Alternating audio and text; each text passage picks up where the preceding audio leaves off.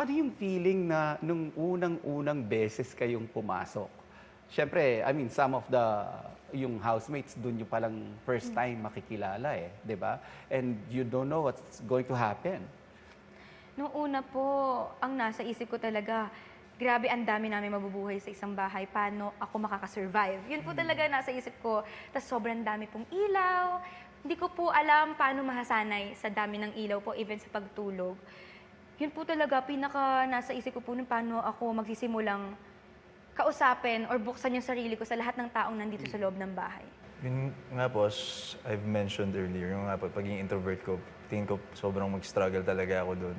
So parang I made sure to make the extra effort na kausapin talaga kahit nahihirapan ako. Yun yung goal ko na at least man lang makapag-open up ako sa kanila ng paunti-unti. So tumo-double time ka kasi Oo, si Mika hindi kasi, naman introvert ito eh.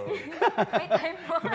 Pero may time po nung simula po, pareho po talaga kami How do you call it? Ambivert, ano? Yung pagdalawa, Oo. yung pag ano. Pero ikaw talagang true and true, Yes introvert po, ka talaga. Kaya Ang hirap. wala, hirap talaga. Sabi ko nga, yung PBB parang sinabi na rin po siya sa akin na hindi talaga siya pang introvert kasi kailangan ma-gets ka agad ng mga tao eh. Kung wala kang pinapakita, paano ka nila maintindihan? Kaya it was really a struggle po, lalo na in the beginning. Anong pinaka-na-miss nyo? Kasi 118 days to. Ako nga, iniisip ko 18 days lang eh. Baka hindi ko na kaya. Nag-surrender na, kuya. Labas mo na ako. Nung nasa loob po, ang pinaka-namimiss po talaga namin yung pagkain po. Yun po pinaka-mahirap. Dati nilang sinasabi fried chicken. Bakit ganun? Kain po, kasi sa labas po talagang free kang kainin lahat, pero doon po limited, especially po pag natalo po kayo sa taas. Yung pagkain niyo po, minsan may time po na toyo na lang po yung kinakain namin, tsaka kanin, opo. So, pag may moments po na gano'n, na natatalo kami sa taas, mas lalo po namin naaalala yung mga pwede namin kainin sa labas. Yun po. Yung cellphone po, di po kami nahirapan. As in? Pagkain po talaga.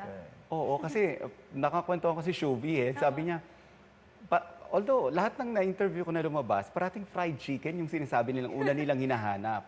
Kasi hindi daw sa chichirya, kasi yung chichirya, naiulam nyo naman daw yun. Totoo ba yun? Inuulam nyo potato talaga chips? Namin. Inuulam po namin kasi may mga times talaga na pantawid gutom kasi nauubusan kami ng supply.